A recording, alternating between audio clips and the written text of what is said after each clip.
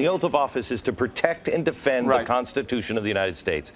And that's why I am for Ted Cruz.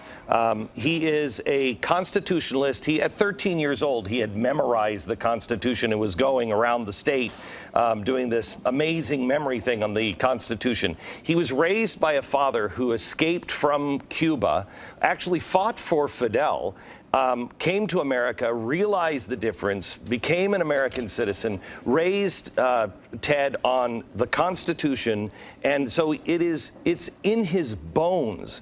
And what I've warned about for so long, people only focused when I was at Fox, they only focused on what I was saying about Barack Obama. But when I was at CNN, I was saying much of the same stuff about George W. Bush, and nobody paid attention.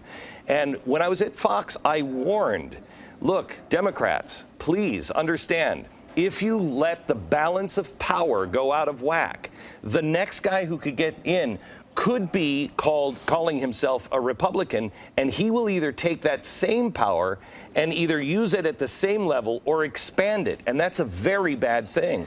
We need a constitutional restraint on the executive branch. And Donald Trump, I really, truly believe, is a very dangerous man. If you listen to, Chris, some of the things he said this weekend. Dangerous why? Obviously. I could go on Fifth Avenue and I could shoot people and I wouldn't lose a single vote. He's joked about killing reporters like Putin. Actually, he's joked about not killing reporters like Putin does. He's a very dangerous man. He says he's joking. He put out a tweet this weekend about you. You know what happens when you go with Trump. He is not one to take a punch passively. You obviously don't care about that, but in terms of, here he is. He's a sad answer to the Sarah Palin endorsement. It's the best Cruz could do. Glenn is a failing, crying loss. So I know you well enough to know that the personal attack isn't going to bother you. But do you think that you may be mistaking the mood of the country? Because obviously that is seen as the fuel of Trump's success thus far. Oh, Chris, no, I'm not here to talk to you about the mood of the country. I'm here to talk to you about the Constitution and what I believe is an absolute right or wrong. We don't change with the mood of the country. That's the problem with our country right now.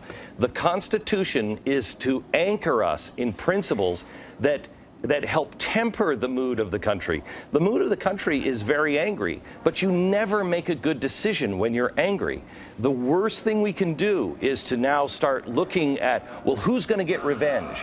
One of the things that Donald Trump does, and look, you want to take a shot at me. I mean, look at me, Chris. There's lots of jokes to be made. So it doesn't bother me.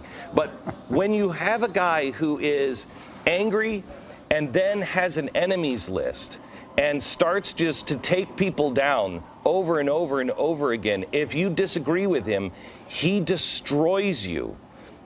If that's the mood of the country, then we're in more trouble than I thought.